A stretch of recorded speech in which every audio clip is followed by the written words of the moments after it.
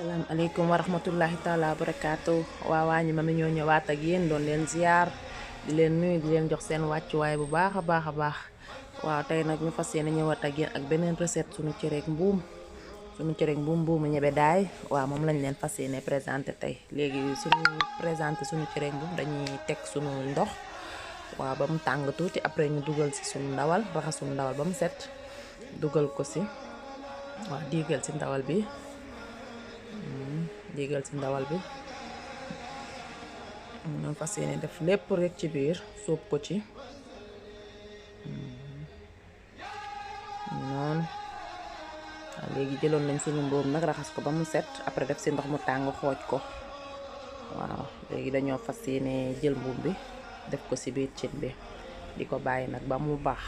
Waaw su baaxee nag ñu soog a ñëw ak suñu gerte noflaay. Waaw léegi dañ ciy fas yéene sànni xorom nii. Waaw xorom moom mooy base lépp sinon dafay soof. Waaw léegi fas yéene koo tëj noonu bu baaxee léegi après ñu fas yéene def suñu gerte noflaay. Gerte noflaay bi nañ ci def ñaari kuddu. Waaw comme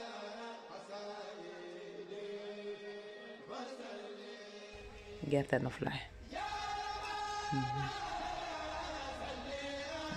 Yëngal ko noonu bàyyi ko nag ba mu bax ba mu ñor après ñu ñëw nag sunu nokkos bi léegi def nañ ci laaj def nañ ci poivron vert jaune rouge def ci soble def ci sunu keccax tuuti def ci oignon vert def ci céleri waa def ci kaani def ci tuuti poobar def ci keccax.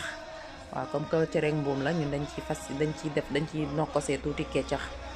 Waaw léegi daal mixeur baa ngi noonu lépp a ngi ci biir li ngay nokkosee daal ba mu saf sàpp rek yépp a ngi ci biir suñu épices ak lépp a ngi ci biir. Waaw léegi mixé nañ ko doon ba pare fas yéene koo jël nag sotti ko ci biir cin bi. Fas yéene koo sotti ci biir cin bi. Léegi dinañ soxla tamit suñu géej beurre dagg géej beurre rek bu yem. Moom la ñuy jël diigal ko ci noonu. Après nag jël nag lépp mélangé ko yëngal ko def ci tuuti tamaate njamb. Waaw mélangé yépp mu jaxasoo. Waaw léegi nag ñu fas yéene dëpp ko noonu ba mu ñor ba nokkos bi dugg ci biir gerte bi ñor ànd ak mbuum bi ak lépp ba lépp ñor. Ñu ñëwaat ak yéen daal di tayal leen nag seen cere.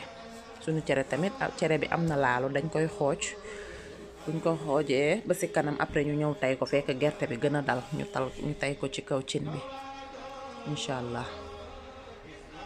Waaw cere baa ngi noonu xooj nañ ko kaas nañ ko ba mu muus léegi dañ koy fas yéene tay incha allah. Am na laalo tamit daal am na laalo am na yépp dañ koy fas yéene tay rek. Ok léegi ñu ngi noonu tay nañ suñu cere